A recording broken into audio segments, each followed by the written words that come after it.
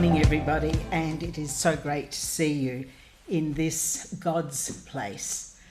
We are so lucky to live in God's country, and South Australia and Mount Barker in particular. And it's so great to see you here, and I know a few of you were at Lot 100, and it gives me so much pleasure to see people in our community who are actually wanting to contribute to our future. You've got a really fabulous guest of speakers here, but I won't steal the thunder, but I'll talk to you about the circular economy from Sarah BARRATT. She's going to be talking about regional waste management, and that is so important because, you know, we are so wasteful, and I know it's so easy to put it in the bin and not think about where you're putting it. Activating tourism, Peter SATURNO. Tourism is just the backbone of our society here. We go places. We don't know we're tourists, but we are. So that's going to be absolutely fabulous. Growth infrastructure from OLIVIA BURKE. Well, we build and we have 1,000 new residents every year. So we have 1,000 people to embrace and get them to love living in Mount Barker. Nature Connections, SHEREE BOWMAN. She's in the land care group, and we must care for our land. Climate Innovation by Brian Lewis, Macclesfield Biochar. Now this is something that is really awesome, and if you get the opportunity, talk to Brian because he'll tell you the amazing things that they're doing over at Mackie. Health and Community, Leah Parsons. Well, Leah lives it, she breathes it, she exudes it. I'm so glad you're here, and have a wonderful morning. Thank you.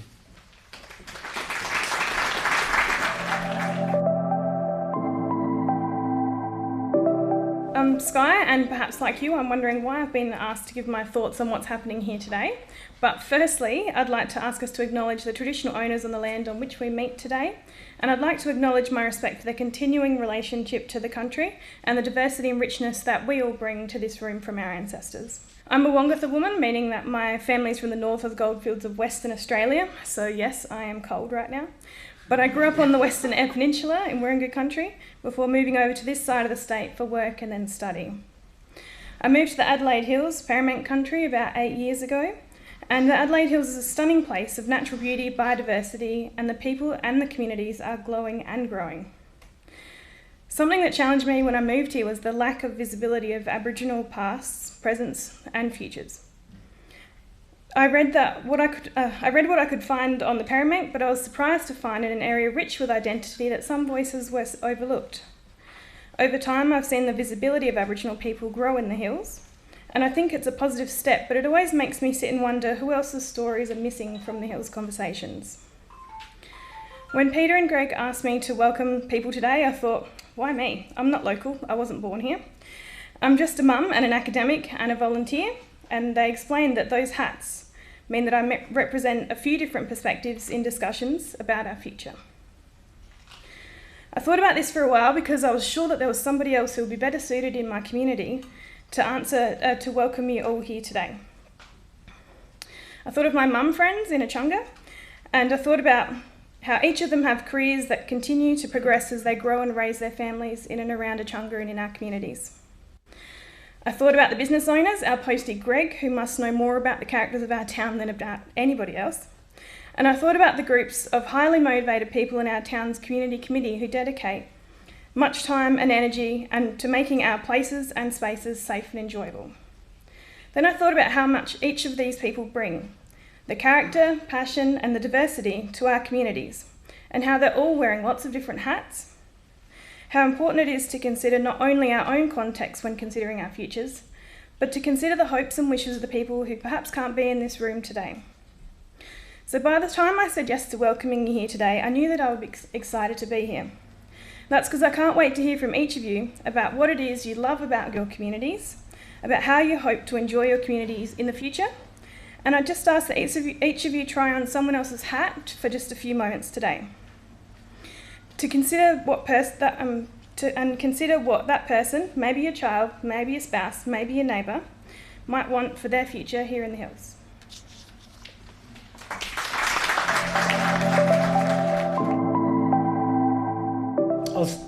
thinking about what I'd share with you all today about why you're sitting in a room talking about strategic planning. And I was sort of racking my brain as to how to make strategic planning sound exciting, and I realised that the room will probably clear out by the end of my talk.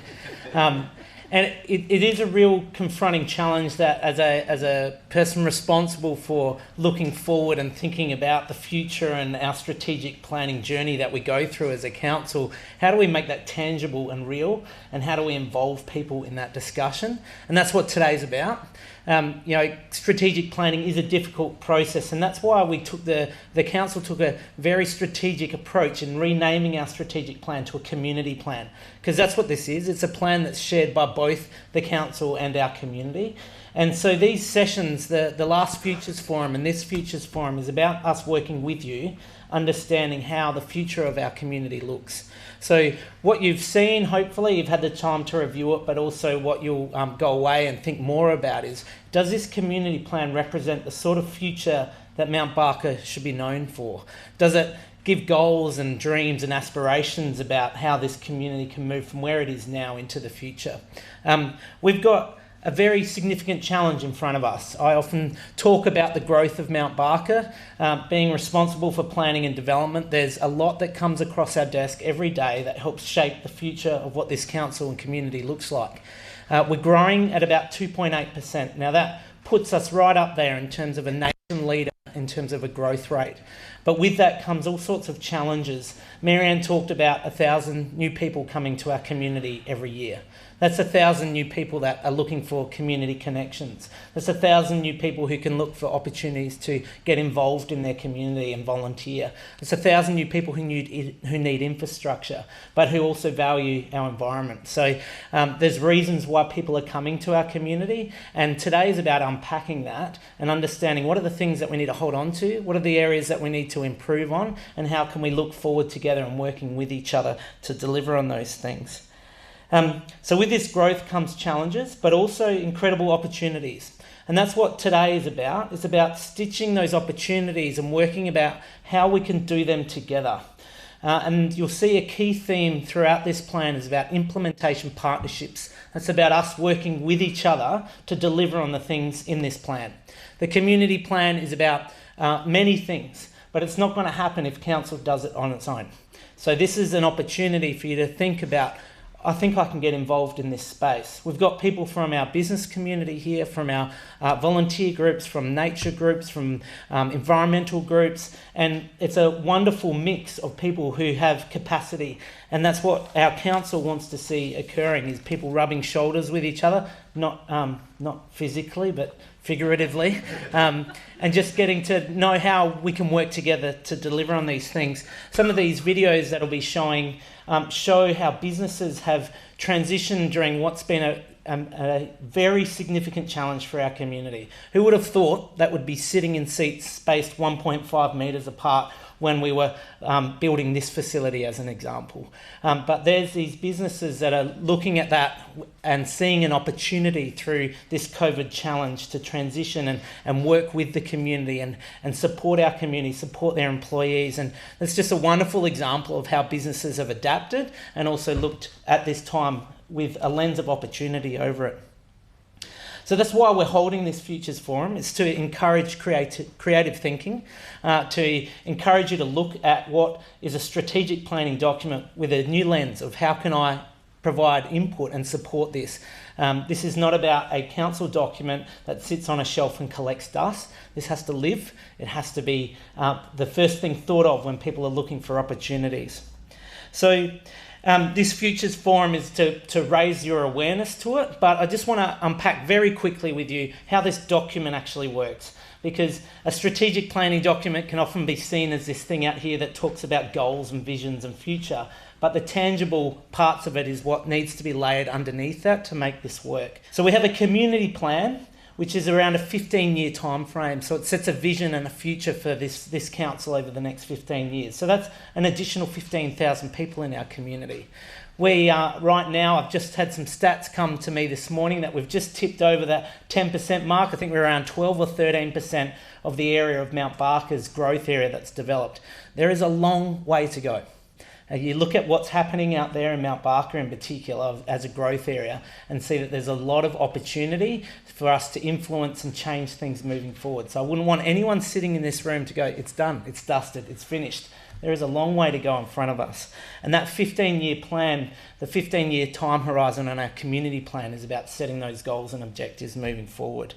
Sitting underneath that, and that's not what today is more particularly about, but there's a whole bunch of lead strategies and action plans that then gives you the little nitty-gritty projects and different things that council's working on consistently to deliver on what is its strategic purpose and vision.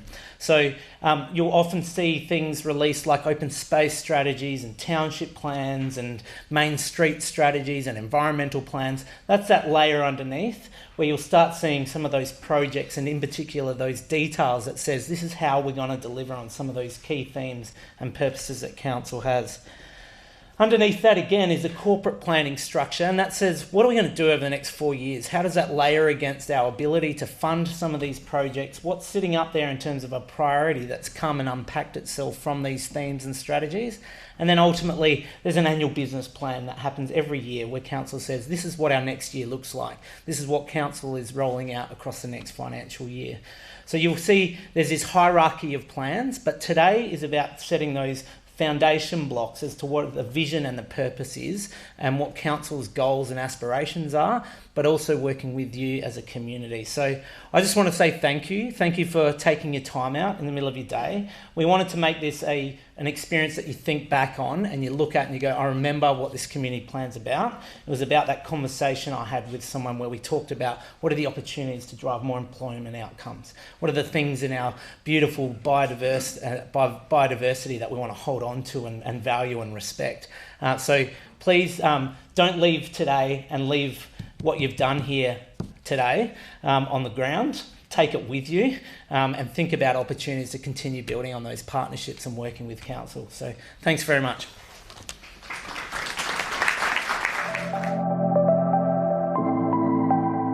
One of the things that's of course so important to think about for a plan that's for 2035, I mean fast forward 15 years everyone, how old will you be in 15 years?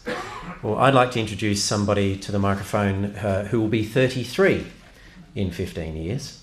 And ZAC LAMBE, the Young Citizen of the Year for 2019, is just going to give his perspective on what this can mean for us. And Maddie's going to pop a little slideshow up that might give you a hint of some of the things that ZAC is passionate about. Please join us up here, ZAC, and please let's welcome ZAC to the microphone.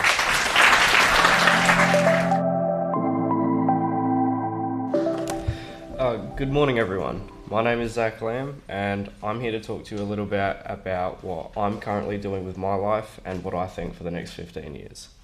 So currently I'm finishing off my Year 12 studies at the Vocational College here in Mount Barker. And early last year in May, I was given the opportunity by a Nikki Van Hoof who had come to me through my community studies and offered me a chance to work on a community event. Now, being a muso myself, I wanted to do something music orientated, and I feel that there's not enough opportunities for people my age for live venues and enough gigs for people my age, so I suggested a youth music festival based around young people, so they come along, they get the opportunity to work in front of a live audience as well as get exposure within the community. So I spent majority of that year from May onwards working on this event, busted my ass trying to get everything done in time, but of course I was given a lot of help from Yelena Eaton as well as Chloe Head through the council, who had given me a lot of guidance along the way, as well as funding which was needed. Gained a lot of further volunteering gigs through the Adelaide Hills Community Council, as well as working on the fringe, basically becoming their lackey, running around painting and setting up tents for them. As Matt had mentioned, I was given council recognition for this through my Youth Citizen of the Year award, which I was very proud of myself to be able to get that award. But something for the next 15 years, which I don't tend to think 15 years in ahead. I can barely think 1 year in ahead for myself at this point. But I strongly feel that young people here in the hills have a lot of things to say and a lot of important things to say, but not enough ears to hear them out.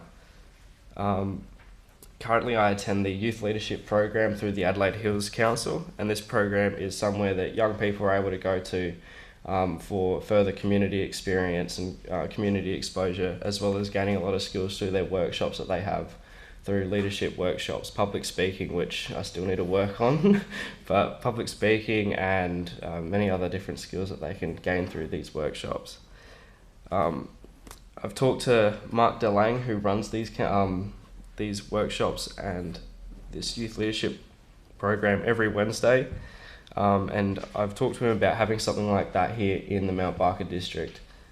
He has openly said that he's willing to get involved and willing to push a lot of information from these courses onto myself for me to then move it forward in the local community.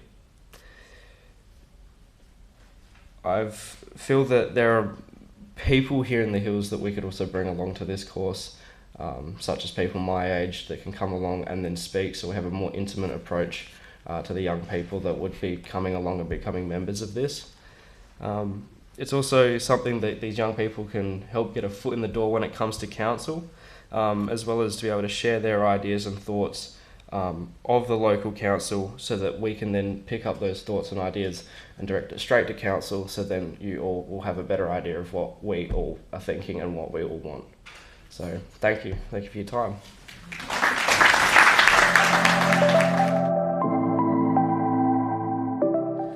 What we've got for you, as Mayor in Ferguson said, is a number of locals in particular who are passionate members of their community, contributing in lots of different ways in the businesses that they run or work for, the community groups that they've formed or that they act in, and in all the other things that they're doing at home, at work and at play.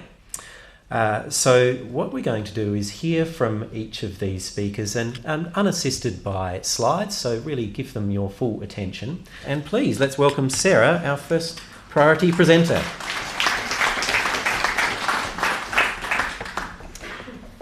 Morning everyone. I'm a bit cold myself, so hopefully I'll warm up in front of you all. So Mark, if you're worrying about talking about strategic planning, try talking about waste. So I'm here to talk about circular economies, and I was also kind of questioned, really am I the right person to be doing this? But apparently I am.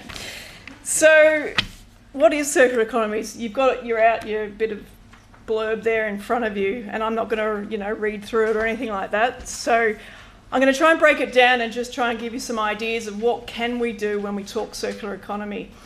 So in a nutshell, we're talking about we don't want to just make something, use it once and throw it away, which is generally how we do everything at the moment. So hold up your coffee cups as an example of not circular economy.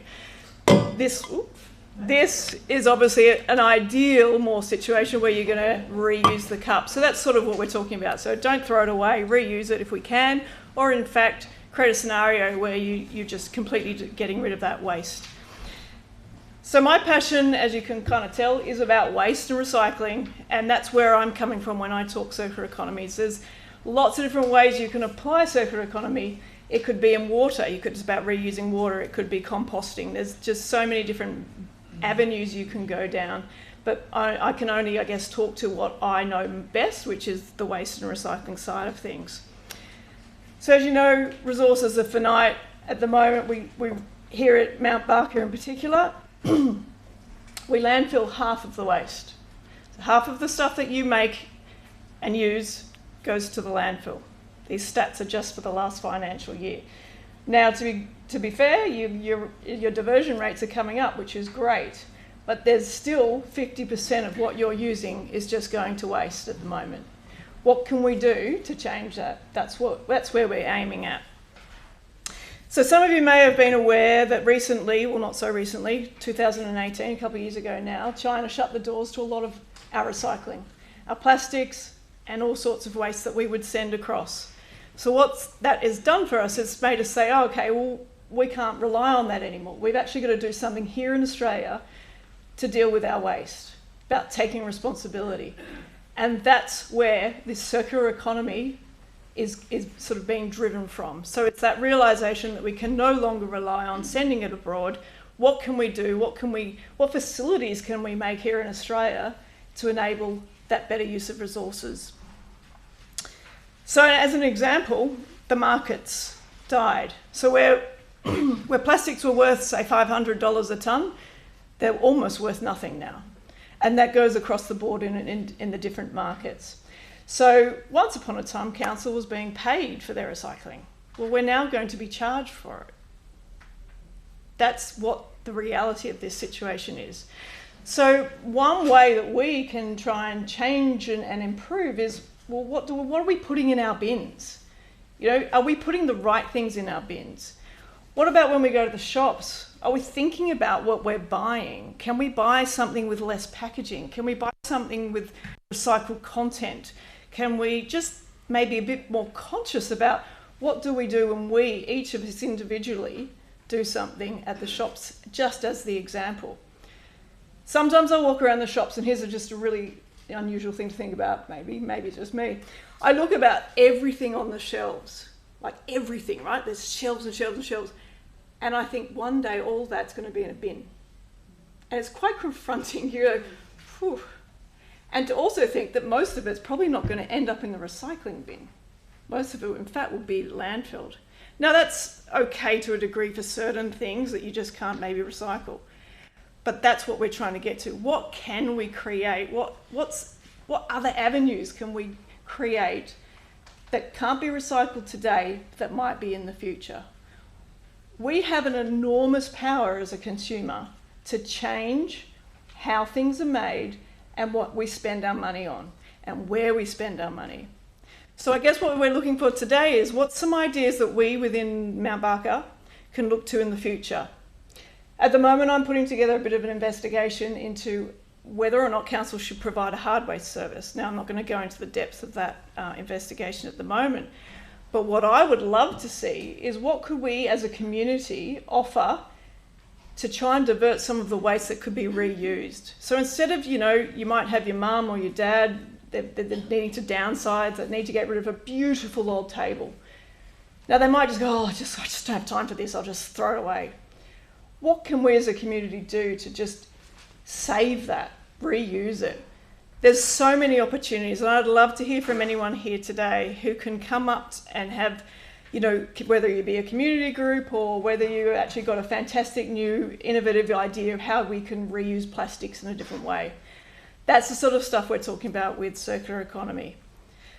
So I hope that's given you a flavour. Unfortunately, I'm outside, so bring your jackets. And I'd love to have a chat to you later. Thank you.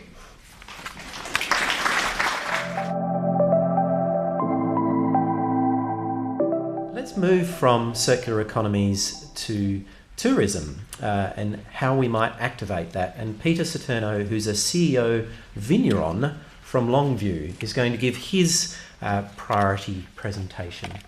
Please welcome Peter. Hello everybody, it's good to be here. Mount Barker Council, and also proud to be from Macclesfield and representing Macclesfield. Not a lot of businesses are based out of Macclesfield, and we've been investing in that area for 13 years. The vineyard itself has just achieved its 20th vintage, and we really wanted to have a party, but we couldn't. But it was really wonderful to see on the weekend a room full of fathers and families. It was 100 people, but it just makes you so proud and happy to be in South Australia in such a safe, wonderful place. So basically, activating tourism. As I mentioned, we've invested heavily into our vineyard and our place that we love so much. Longview is not just a wine producer, grape grower. We hold about 65 weddings there a year. We have the ability to sleep up to 36 people on our site, have multiple functions and our own events as well. COVID in 2020 has been pretty difficult for us, so we've had to think on our feet and look at which way to go. So, you know, we are a big, small business. So we do a lot of different things with a very small team. So we're thinking to ourselves, what do we do? How do we get people up here when we weren't allowed to? So one thing that we relied on was our accommodation, and the Adelaide Hills is an amazing place. It's so diverse, and what we really try and market is that there's a discovery around every corner in the Adelaide Hills. And really we're marketing to not just overseas and interstate, but certainly now with COVID, intrastate, and telling people that, you know, in your backyard you've got so many wonderful things to see and do. Adelaide itself is a very unique place in the world. We're the only city in the world to have 4 major wine regions within an hour of the city.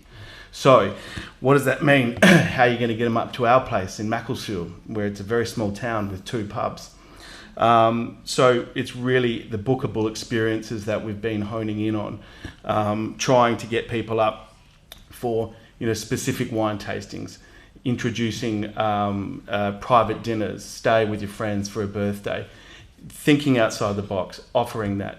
Of course, you know, the double-edged sword of that is you can't just employ staff to be there 24/7. You have to do a lot by yourself. And so these bookable experiences are extremely important to our business and to other businesses to pre-plan for that. You know, our tasting room is open all the time, and we're encouraging people to book those tastings more and more and more, because it's generally me who does the tasting, so I have to get away from it. So look, there's lots to see and do, and we are really banking on that discovery in the Adelaide Hills. And so, you know, come up and have a look, and it'd be good to have a chat with you a little bit later. Cheers.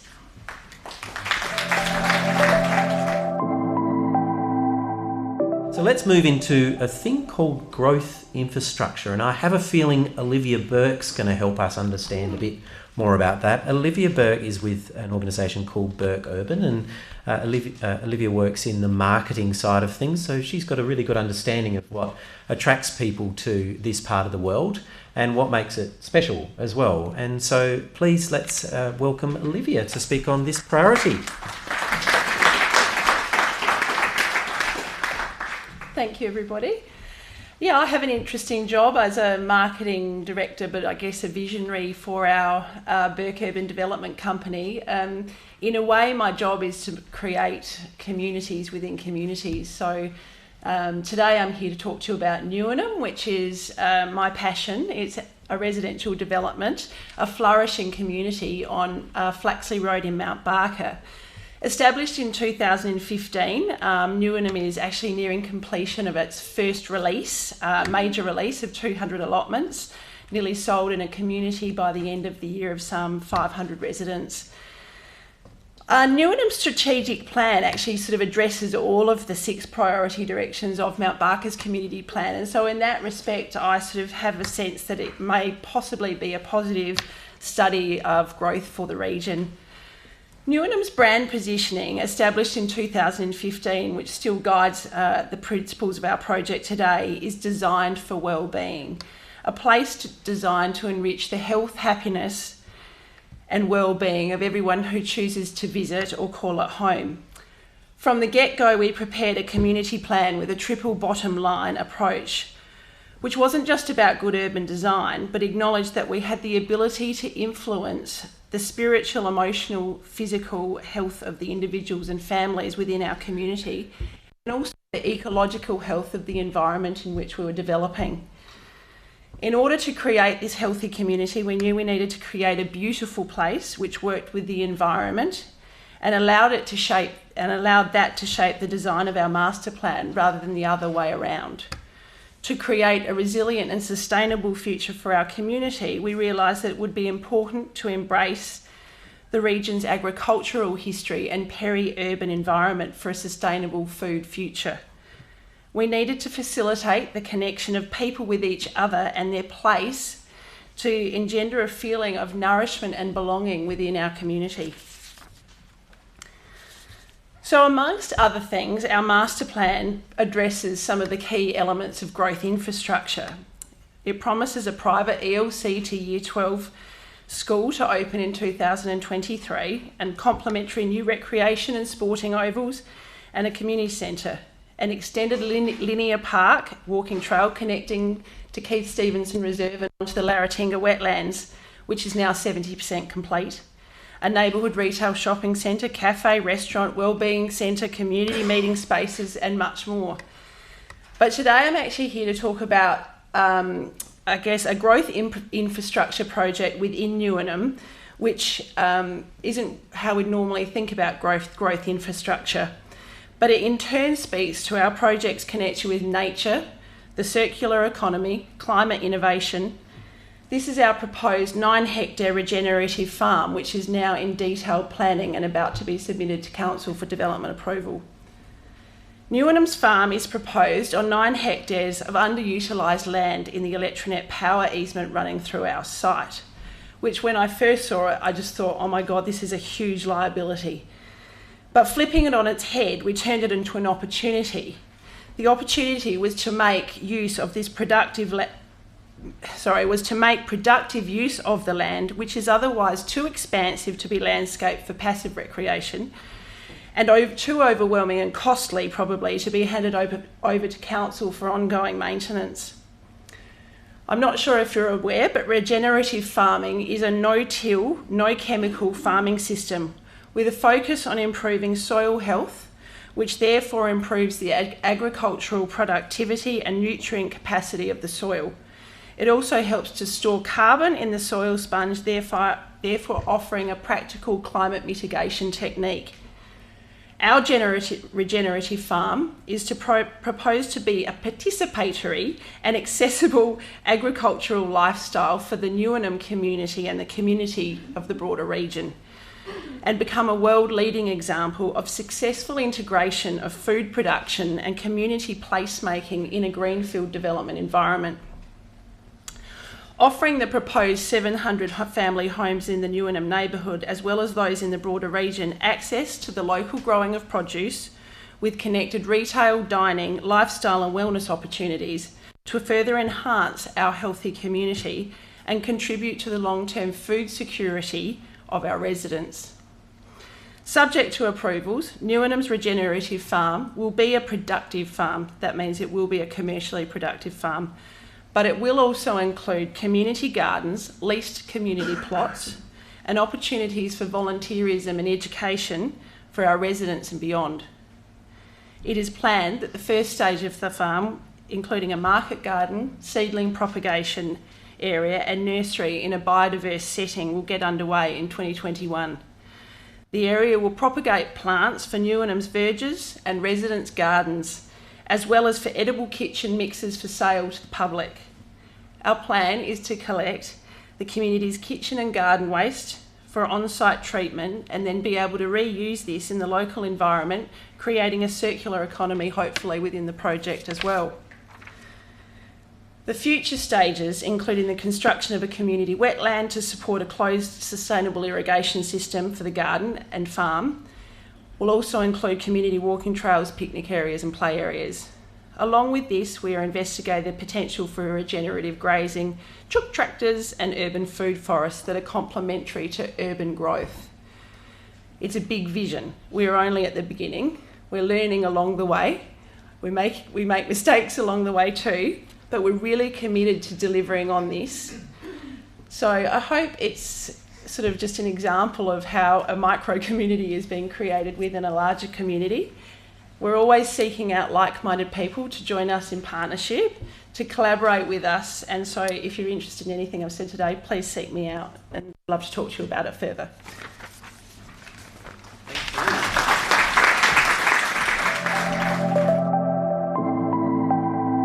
And this time from Sheree Bowman on nature connection, and Sheree brought this wonderful posy, and hopefully it doesn't block the view too much. Welcome, Sheree.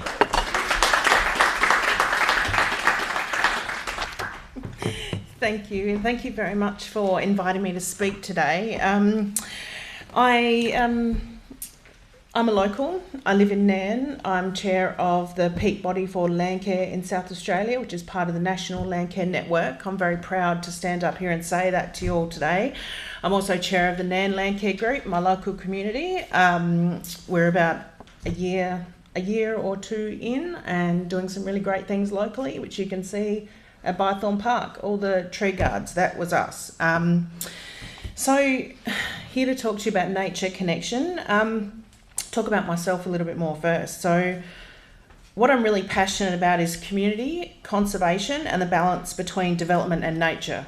So whilst I speak about landcare and I do a lot of work in the landcare space, I also, in my day job, I work very closely with developers across the state and interstate on infrastructure projects, solar infrastructure, road expansions, and native vegetation clearance. So I get to see the other side of the spectrum. So my days are enjoyed mostly by walking in the bush. It's partly what I do for a living, which I love, and also playing. So my local area is really, really important to me, and making an impact where it matters is first and foremost part of my ethos. I made a decision a few years ago that if I wasn't going to contribute in a meaningful way, that I would just give up working in the environmental industry altogether and go and get a job on checkout, which is probably where I worked about 20 years ago. So when thinking about ways we consider nature connection and what we can do to contribute, I'm really keen to challenge the norm and really push our thinking around conservation and the community. So in that flyer you guys have, on the page which talks about nature connection, there's a statistic which talks about 3% of the original native vegetation is still remaining in this area. I'm sure part of that is not actually original, that part of that has already been cleared and it's been allowed to regenerate. So when thinking about that 3% over the next 15 years and growth and infrastructure, partly what we also need to be thinking about is that number is actually going to reduce.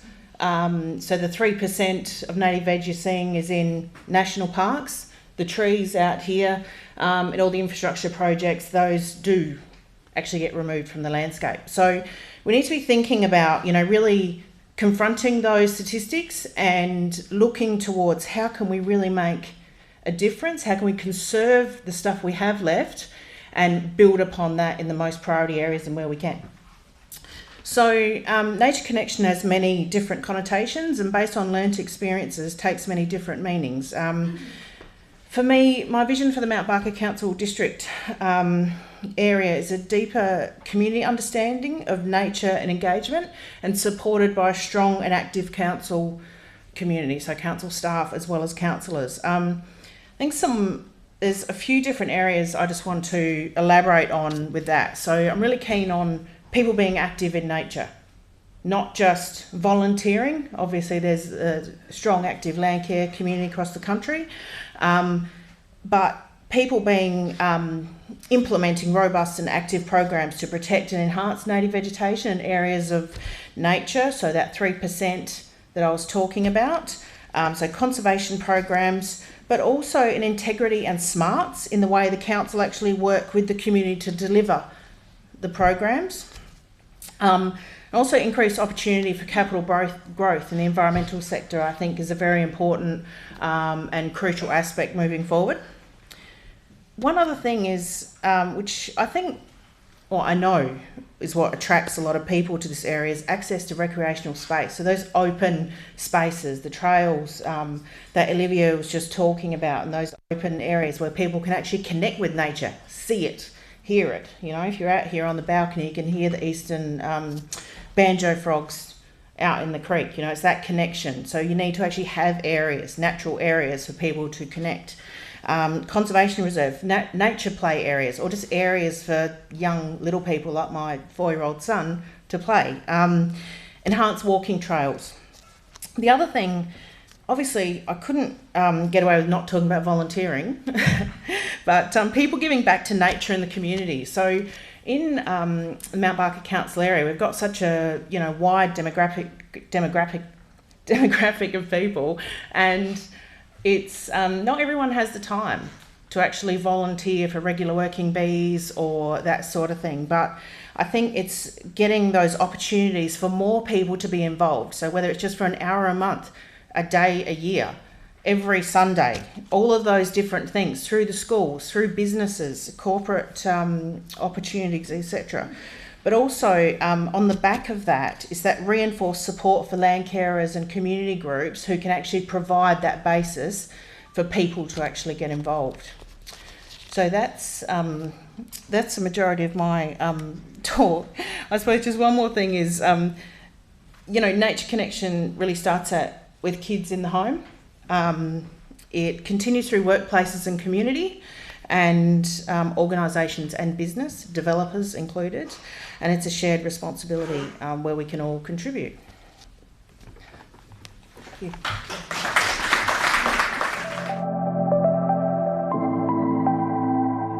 We have another Macclesfielder. I don't know if that's actually a term, but I'd love to introduce Brian Lewis from Macclesfield Biochar to the microphone. He tells me he's a retired engineer and he's doing something at the grassroots, quite literally, that's really interesting. So please welcome Brian to the front.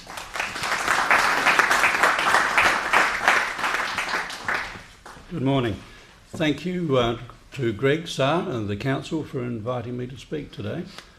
I'd like to talk, first of all, I'd like to ask a couple of questions. I'd like to ask you if anybody here has read the latest report from Australia's National Greenhouse Gas Inventory. It was published on the internet in August. Any hands up on that one? One. Okay.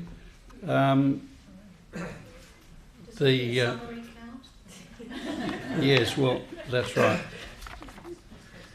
And the other question was, does anyone know that the government's current strategy is to basically halve our carbon emissions on the 2019 levels over the next 10 years by 2030. Picked up on that, did you? A few people there. I know, looking at these strategies that the government's put in place or trying to put in place throughout Australia is fairly difficult to absorb. It's quite overwhelming, really, for most of us, this top-down approach. We all find it, I think, difficult to grapple with climate change and carbon emissions and what we can do to reduce them.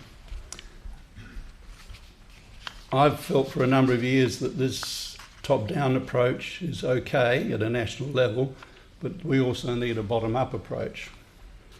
And so over the years, apart from planting trees, the other thing that came to me was to use the waste from the trees to make biochar, which is the carbon, essentially the carbon that would be that the tree is captured and would normally be released back into the atmosphere after the tree has died or been burnt or whatever. So Kelvin Williams and I, a couple of years ago, started a local organisation called Mackie Biochar. And the whole point of this is to help make Macclesfield carbon neutral by making biochar.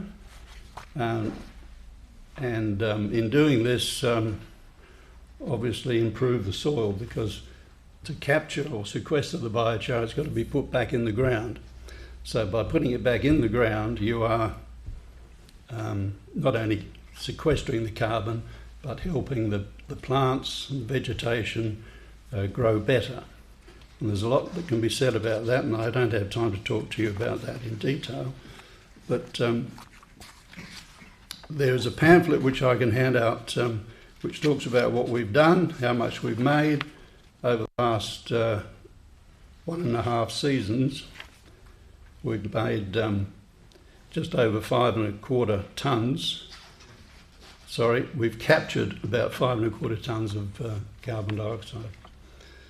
which is a lot of gas if you think about it, but very little in the national scheme of things, obviously. That represents about 2 households of electricity consumption for a year. So we're just nibbling at the edges with one little organisation in its first year of operation. What I'd like to think is that if this idea can be spread throughout the community, through every little country township that's got the resource, the tree resource to use, then this number can get to a significant number. I'd also like to think that we can play a part in helping to make Macclesfield carbon neutral.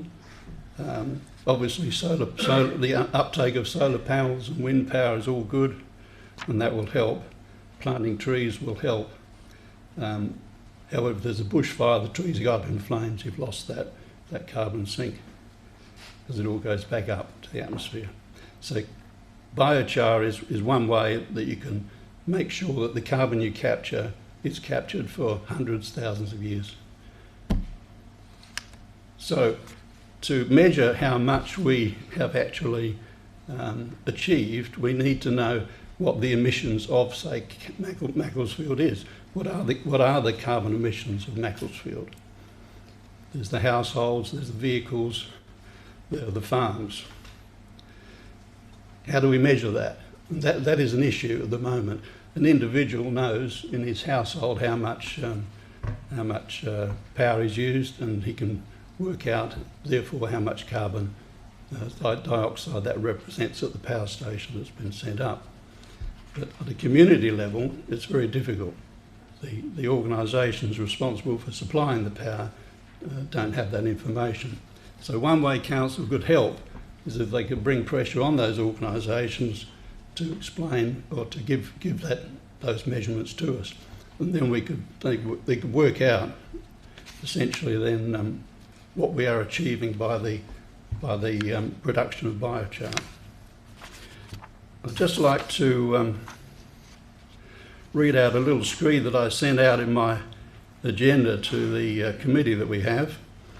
Why biochar? It says, climate change is the preeminent crisis we face today. That was written before COVID. So right now it's COVID, but climate change will come back when we fix COVID. But there isn't a vaccine for climate change, unfortunately. A lot of thought is going into planning how we can adapt to climate change, but not much is being done about actually mitigating it by capturing and sequestering carbon.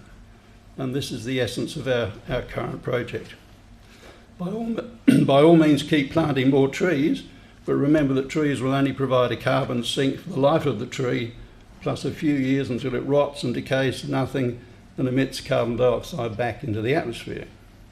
Whereas biochar, when sequestered in the soil, will stay in the soil for many hundreds, maybe thousands of years. So we're helping to make Macclesfield carbon neutral by making biochar and putting it in the soil. This sequesters carbon and improves our soils, and our work enables Macclesfield residents and local business and farmers to do something positive about climate change, while showing our children that we've not simply rolled on our backs and given into it. So the operation of the Biochar Centre is transparent and operated as an example to other country towns to do something similar, and I would like to see the council help make that happen. Thank you.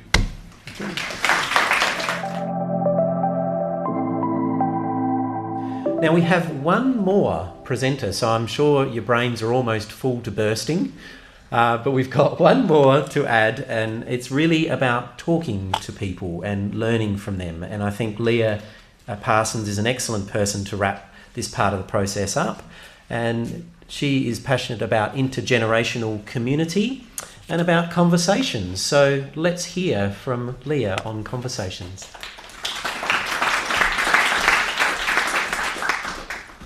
Good morning, and thank you for inviting me to this future forum. So the place where we live matters, says Hugh Mackay, our Australian social researcher. A house, a street, a town and a suburb.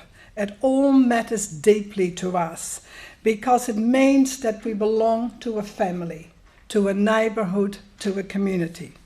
So raise your hands if you feel that people, family and community matters. I'm a winner here. Home, community and belonging are essential and alive in me. It is what motivates and excites me to build a community, and it drives me to provide support to our older citizens to age in place. Working and engaging with people over the age of 65 gives me a great insight into the needs as well as the opportunities and the challenges older people face to age well at home. When I ask people in our communities what is their ultimate goal to aging well, and most of them will say, I want to live and I want to die in my own home in community. Not only does it take a village to raise a child, I believe it takes a village to age well in the community. And by a village, I don't mean a retirement or a lifestyle village. To support ageing well in our communities, I've designed, in partnership with the Australian Centre for Social Innovation, a conversation series titled, you guessed it, Ageing Well in Your Community. And with the support of the Mount Barker Council, I'm now facilitating this conversation series with a group of 12 to 15 participants over the age of 65 in Macclesfield. We cover 10 ageing-related topics, such as the importance of social connection, the economics of ageing, care support, alternative housing models for people to age in place. That's just to name a few. And that work gives me the opportunity to make a difference in our community. And particularly for the participants. I provide an environment with prompting questions which encourages the participants to make informed decisions about their own lives. Empowered and connected people will take the responsibility for their own positive aging, and this knowledge and support will ripple through our community. So we can't escape getting older, and therefore how can we, you and I, and as a community, better prepare ourselves that we can courageously age well in our Mount Barker region. Being connected to others is important to our physical and psychosocial well-being. We need strong ties with our family, with our friends, and with our community, because they provide us with that security, that support, that happiness, and that sense of purpose and belonging that we all need. Thank you.